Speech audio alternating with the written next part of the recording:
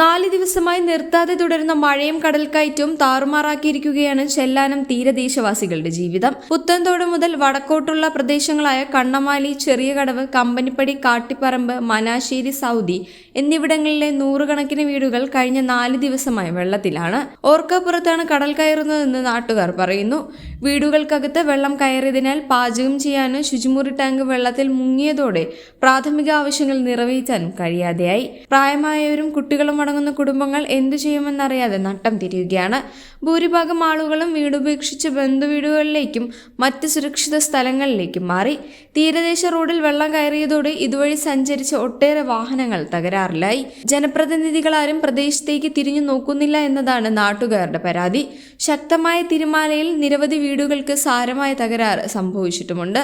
വർഷങ്ങൾക്ക് മുൻപ് സ്ഥാപിച്ച കടൽഭിത്തികൾ പലയിടത്തും തകർന്നു കിടക്കുന്നതാണ് കടൽക്കയറ്റം രൂക്ഷമാക്കിയത്.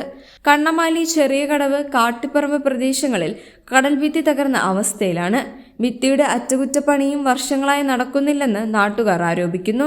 സ്ഥിതി ഇത്ര വഷളായിട്ടും പഞ്ചായത്തോ ജില്ലാ ഭരണകൂടമോ ഇടപെടുന്നില്ലെന്നാണ് പരാതി. ടെട്രാപോഡ് കടൽഭിത്തി വേണം.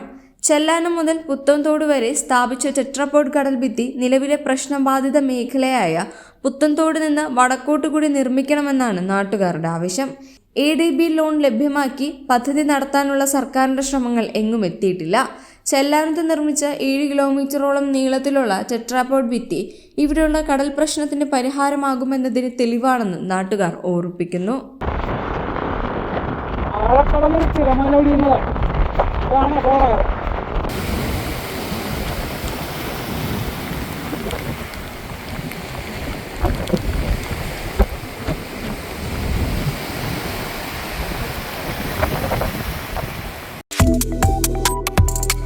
Subscribe to One India and never miss an update.